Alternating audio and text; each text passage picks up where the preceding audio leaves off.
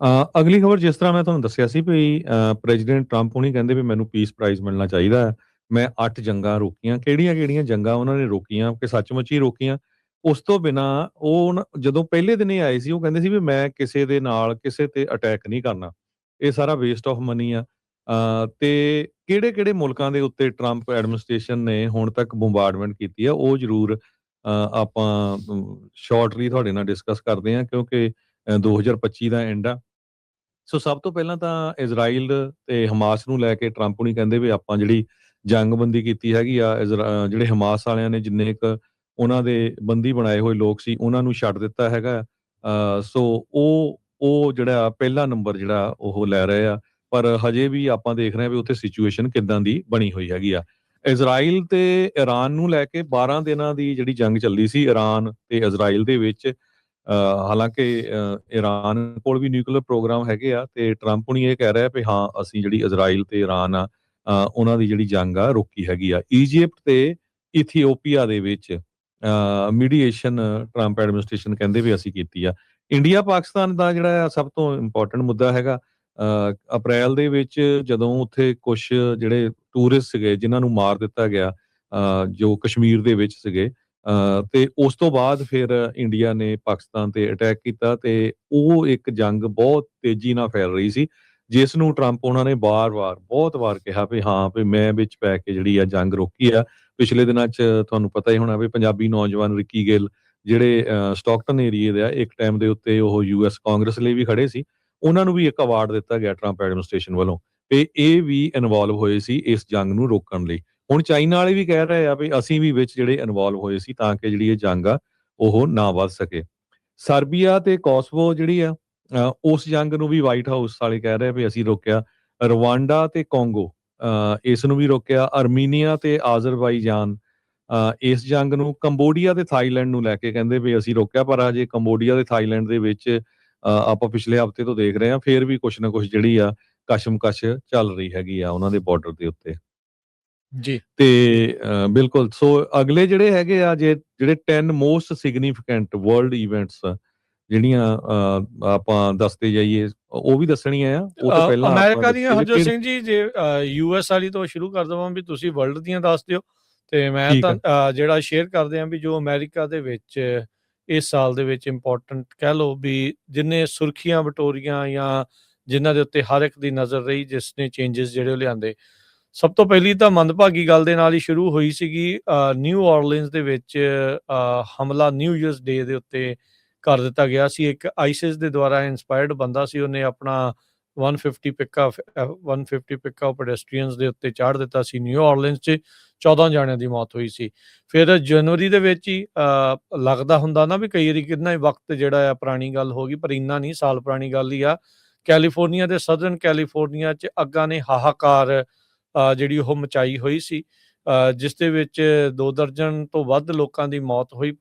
ਜਿਹੜੀ ਪੈਸੀਫਿਕ ਪੈਲੀਸੇਡਸ ਤੇ ਅਲਟਾਡੀਨਾ ਵਾਲੇ ਇਲਾਕੇ 'ਚ 16,000 ਤੋਂ ਵੱਧ ਜਿਹੜੇ ਸਟਰਕਚਰ ਆ ਉਹ ਜਿਹੜੇ ਉਹ ਨੁਕਸਾਨੇ ਗਏ ਸੀਗੇ। 19 ਜਨਵਰੀ ਦੇ ਇਰਦ ਗਿਰਦ ਟਿਕਟੋਕ ਬੈਨ ਹੋਣਾ ਸੀਗਾ ਕੁਛ ਘੰਟਿਆਂ ਦੇ ਲਈ ਬੈਨ ਹੋਇਆ ਫਿਰ ਟਰੰਪ ਹੋਣਾ ਨੇ ਉਹਨਾਂ ਨੂੰ ਮੌਲਤ ਦੇ ਦਿੱਤੀ ਤੇ ਹੁਣ ਸਾਲ ਦੇ ਅਖੀਰ ਤੱਕ ਇਵੈਂਚੁਅਲੀ ਜਿਹੜਾ ਟਿਕਟੋਕ ਆ ਉਹ ਉਸ ਦੀ ਜਿਹੜੀ ਯੂਐਸ ਵਾਲਾ ਹਿੱਸਾ ਆ ਕਹਿ ਸਕਦੇ ਹਾਂ ਵੀ ਉਹ ਉਸ ਦਾ ਬਿਜ਼ਨਸ ਦਾ ਜਿਹੜਾ ਐਂਗਲ ਆ ਉਹ ਯੂਐਸ ਕੰਪਨੀਜ਼ ਦੇ ਕੋਲ ਆ ਰਿਹਾ ਹੈਗਾ ਆ। ਰਾਸ਼ਟਰਪਤੀ ਟਰੰਪ ਨੇ ਸਹੁੰ ਚੁੱਕੀ ਸੀਗੀ ਉਸ ਤੋਂ ਬਾਅਦ ਡੌਜ ਜਿਹੜਾ ਆ ਬਹੁਤ ਜ਼ਿਆਦਾ ਫੇਮਸ ਹੋਇਆ। ਸਰਕਾਰੀ ਏਜੰਸੀਆਂ ਧੜਾ ਧੜ ਐਵਰੀ ਡੇ ਜਿੱਦਾਂ ਤਾਸ਼ ਦੇ ਪੱਤੇ ਡਿੱਗਦੇ ਆ ਉੱਦਾਂ ਜਿਹੜੀਆਂ ਏਜੰਸੀਜ਼ ਆ ਉਹ ਬੰਦ ਹੋ ਰਹੀਆਂ ਸੀ। ਸਰਕਾਰੀ ਜੌਬਾਂ ਜਿਹੜੀਆਂ ਉਹ ਹਵਾ ਦੇ ਵਿੱਚ ਉੱਡ ਗਈਆਂ। ਸੋ 2 ਨਾਨ ਕੰਜ਼ੈਕਟਿਵ ਟਰਮਸ ਦੇ ਲਈ ਜਿਹੜੇ ਦੂਜੇ ਰਾਸ਼ਟਰਪਤੀ ਬਣੇ ਸੀਗੇ ਟਰੰਪ ਜਦੋਂ ਉਹਨਾਂ ਨੇ ਸਹੁੰ ਚੁੱਕੀ ਸੀਗੀ ਠੰਡ ਇੰਨੀ ਜ਼ਿਆਦਾ ਸੀਗੀ ਇਸ ਵਾਰ ਸਹੁੰ ਚੁੱਕ ਦੇ ਲਈ ਉਹਨਾਂ ਨੂੰ ਅੰਦਰ ਰੋਟੈਂਡਾ ਦੇ ਵਿੱਚ ਜਿਹੜੀ ਸਹੁੰ ਆ ਉਹ ਚੁਕਾਉਣੀ ਪਈ ਸੀਗੀ। ਸੋ ਇਕੱਠ ਜਿਹੜਾ ਉਹ ਨਹੀਂ ਹੋ ਸਕਿਆ ਸੀ। ਫਿਰ ਜਿਹੜਾ ਹਰਜੋਤ ਸਿੰਘ ਜੀ ਇੱਕ ਅਮਰੀਕਨ ਏਅਰਲਾਈਨਸ ਦਾ ਰੀਜਨਲ ਜੈਟ ਤੇ ਆਰਮੀ ਦਾ ਬਲੈਕ ਹਾਕ ਹੈਲੀਕਾਪਟਰ ਉਹਨਾਂ ਦੀ ਮਿਡ ਏਅਰ ਕੋਲੀਜਨ ਹੁੰਦੀ ਆ। ਇਹ ਵੀ ਜਨਵਰੀ ਦੀ ਜਿਹੜੀ ਗੱਲ ਆ ਜੇ ਲੱਗਦਾ ਜੇ ਜ਼ਿਆਦਾ ਟਾਈਮ ਨਹੀਂ ਹੋਇਆ ਜਾਂ ਕਈਆਂ ਨੂੰ ਲੱਗਦਾ ਹੋਊਗਾ ਬੜੀ ਪੁਰਾਣੀ ਜਿਹੜੀ ਆ ਉਹ ਗੱਲ ਹੈਗੀ ਆ। ਸੋ ਰੀਗਨ ਨੈਸ਼ਨਲ ਏਅਰਪੋਰਟ ਦੇ ਨਜ਼ਦੀਕ ਇਹ ਘਟਨਾ ਵਾਪਰੀ ਸੀ ਜਿਸ ਦੇ ਵਿੱਚ ਸਾਰੇ ਦੇ ਸਾਰੇ ਪੈਸੰਜਰਸ ਆ ਦੋਨਾਂ ਹੀ ਏਅਰਕ੍ਰਾਫਟ ਦੇ ਹੈਲੀਕਾਪਟਰ ਵਾਲੇ ਤੇ ਜਿਹੜੇ ਰੀਜਨਲ ਇਹ ਸੀਗੇ ਏਅਰਪਲੇਨ ਦੇ, ਉਹਨਾਂ ਦੀ ਮੌਤ ਜਿਹੜੀ ਹੋ ਗਈ ਸੀ। ਫਿਰ ਉਸ ਤੋਂ ਬਾਅਦ ਦੇ ਵਿੱਚ ਦੌਰ ਆਇਆ ਇਮੀਗ੍ਰੇਸ਼ਨ ਕ੍ਰੈਕਡਾਊਨ ਦਾ। ਐਲੀਗੇਟਰ ਐਲਕੈਟਰਾਜ਼ ਇਹ ਬਹੁਤ ਮਸ਼ਹੂਰ ਹੋਇਆ, ਜਿੱਥੇ ਐਵਰਗਲੇਡਸ ਦੇ ਵਿੱਚ ਇੱਕ ਡਿਟੈਂਸ਼ਨ ਸੈਂਟਰ ਬਣਾਇਆ ਗਿਆ ਫਲੋਰੀਡਾ ਦੇ ਵਿੱਚ, ਤੇ ਇਹ ਕਿਹਾ ਗਿਆ ਵੀ ਇਹਨਾਂ ਨੂੰ ਜਿਹੜਾ ਵੀ ਕੋਈ ਭੱਜਣ ਦੀ ਕੋਸ਼ਿਸ਼ ਕਰੂਗਾ, ਐਲੀਗੇਟਰ ਦਾ ਫੂਡ ਇਹ ਬਣਨਗੇ। ਸੋ ਟਰੰਪ ਐਡਮਿਨਿਸਟ੍ਰੇਸ਼ਨ ਦਾ ਸੈਕਿੰਡ ਟਰਮ ਦੇ ਵਿੱਚ ਇਲੀਗਲ ਇਮੀਗ੍ਰੇਸ਼ਨ ਨੂੰ ਲੈ ਕੇ ਕ੍ਰੈਕਡਾਊਨ ਆ ਇਸ ਟਾਈਮ ਦੇ ਉੱਤੇ ਸ਼ੁਰੂ ਹੁੰਦਾ ਆ, ਤੇ ਹਰਜੋਤ ਸਿੰਘ ਜੀ ਅਜੇ ਤੱਕ ਵੀ ਜਿਹੜਾ ਉਹ ਚੱਲ ਰਿਹਾ ਆ। ਫਿਰ ਲੋਕਾਂ ਦੀ ਆਪਣੀ ਜਿਹੜੀ ਆ ਉਹ ਕਹਿ ਲਓ ਵੀ ਜਰਨਲਿਜ਼ਮ ਆਪਣਾ ਉਹਨਾਂ ਦਾ ਸ਼ੁਰੂ ਹੋਇਆ। ਲੋਕਾਂ ਨੇ ਵੀਡੀਓ ਬਣਾ ਕੇ ਆਈਸ ਦੀ ਏਜੰਟਸ ਦੀਆਂ ਅਨਮਾਰਕਡ ਕਾਰਡਸ ਆ ਸੋਸ਼ਲ ਮੀਡੀਆ ਦੇ ਉੱਤੇ ਉਹ ਵਾਇਰਲ ਹੋਣੀਆਂ ਸ਼ੁਰੂ ਹੋਈਆਂ। ਥਰਡ ਕੰਟਰੀ ਦੇ ਵਿੱਚ ਲੋਕਾਂ ਨੂੰ ਘੱਲਣਾ ਜਿਹੜਾ ਆ ਉਸ ਦੀ ਚਰਚਾ ਜਿਹੜੀ ਸ਼ੁਰੂ ਹੋਈ। ਫਿਰ ਇਮੀਗ੍ਰੇਸ਼ਨ ਕ੍ਰੈਕਡਾਊਨ ਤੋਂ ਬਾਅਦ 'ਚ ਵਾਰੀ ਆਉਂਦੀ ਟਰੰਪ ਟੈਰਿਫਸ ਦੀ ਅਪ੍ਰੈਲ ਮਹੀਨੇ ਦੇ ਵਿੱਚ। ਅਜੇ ਆਪਾਂ ਮਾਰਚ ਹੀ ਜਿਹੜਾ ਹਰਜੋਤ ਸਿੰਘ ਜੰਗ ਨੇ ਅਪ੍ਰੈਲ ਦੇ ਵਿੱਚ ਪਹੁੰਚਿਆ, ਤੁਸੀਂ ਦੇਖੋ ਵੀ ਕਿੰਨੇ ਘਟਨਾਕ੍ਰਮ ਆਲਰੇਡੀ ਅਮਰੀਕਾ 'ਚ ਵਾਪਰ ਚੁੱਕੇ ਸੀ, ਕਿੰਨਾ ਕੁਛ ਜਿਹੜਾ ਉਹ ਚੇਂਜ ਹੋਇਆ ਸੀ। ਅਪ੍ਰੈਲ ਦੇ ਵਿੱਚ ਰੈਸੀਪ੍ਰੋਕਲ ਡੇ ਜਿਹੜਾ ਟੈਰਿਫ ਡੇ ਆ ਉਹ ਬਣਾਇਆ ਗਿਆ। 100% 150% ਟੈਰਿਫ ਕਦੀ ਇਹਦੇ ਤੇ ਲੱਗ ਗਿਆ, ਕਦੀ ਉਹਦੇ ਤੇ ਲੱਗ ਗਿਆ। ਐਵਰੀ ਡੇ ਐਵਰੀ ਆਵਰ ਪਤਾ ਨਹੀਂ ਸੀ ਲੱਗ ਰਿਹਾ ਵੀ ਬਣਨਾ ਕੀ ਆ। ਸੋ ਟ੍ਰੇਡ ਵਾਰਸ ਜਿਹੜੀਆਂ ਸ਼ੁਰੂ ਹੋ ਗਈਆਂ, ਟ੍ਰੇਡ ਟਾਕਸ ਜਿਹੜੀਆਂ ਸ਼ੁਰੂ ਹੋ ਗਈਆਂ, ਆਪਣੇ ਗਵਾਂਢੀ ਮੁਲਕ ਨੂੰ ਆਪਣੇ ਅਧੀਨ ਕਰਨ ਦੀਆਂ ਗੱਲਾਂ ਸ਼ੁਰੂ ਹੋ ਗਈਆਂ। ਅਮਰੀਕਾ 'ਚ ਗ੍ਰੀਨਲੈਂਡ ਦੇ ਉੱਤੇ ਕਬਜ਼ਾ ਲੈਣ ਦੀਆਂ ਗੱਲਾਂ ਜਿਹੜੀਆਂ ਉਹ ਸ਼ੁਰੂ ਹੋ ਗਈਆਂ। ਮਾਰਚ ਦੇ ਵਿੱਚ ਯੂਐਸ ਨੇ ਏਅਰ ਸਟ੍ਰਾਈਕ ਕੀਤੀ। ਹਾਊਦੀ ਕੰਟਰੋਲ ਜਿਹੜੇ ਯਮਨ ਦੇ ਇਲਾਕੇ ਆ ਉਹਨਾਂ ਦੇ ਵਿੱਚ 100 ਤੋਂ ਵੱਧ ਲੋਕਾਂ ਨੂੰ ਜਿਹੜਾ ਆ ਉਹ ਉੱਥੇ ਜਿਹੜੇ ਉਹ ਮਾਰੇ ਗਏ। ਇਰਾਨੀਅਨ ਬੈਕਡ ਜਿਹੜੇ ਹਾਊਦੀ ਰੈਬਲਸ ਆ ਉਹਨਾਂ ਨੇ ਅਮਰੀਕਨ ਜਿਹੜੀਆਂ ਸ਼ਿਪਿੰਗ ਇੰਟਰਸਟ ਆ ਉਹਨਾਂ ਦੇ ਉੱਤੇ ਹਮਲੇ ਜਿਹੜੇ ਆ ਉਹ ਸ਼ੁਰੂ ਕਰਨੇ। ਇਸੇ ਦਰਮਿਆਨ ਯਾਦ ਹੋਣਾ ਹਰਜੋਤ ਸਿੰਘ ਜੀ, ਅਟਲਾਂਟਿਕ ਦੇ ਇੱਕ ਪੱਤਰਕਾਰ ਨੂੰ ਇਹਨਾਂ ਨੇ ਆਪਣੀ ਚੈਟ ਦੇ ਵਿੱਚ ਐਡ ਕਰ ਲਿਆ, ਜਿਸ ਦੇ ਵਿੱਚ ਇਹ ਪਹਿਲਾਂ ਹੀ ਹਮਲਿਆਂ ਦੀ ਜਿਹੜੀ ਜਾਣਕਾਰੀ ਆ ਪੀਟ ਹੈਗਸੈਥ ਦੇ ਰਹੇ ਸੀਗੇ। ਪ੍ਰਾਈਵੇਟ ਜਿਹੜੀ ਮੈਸੇਜਿੰਗ ਐਪ ਸਿਗਨਲ ਆ ਉਸ ਨੂੰ ਜਿਹੜਾ ਉਹ ਲੈ ਕੇ।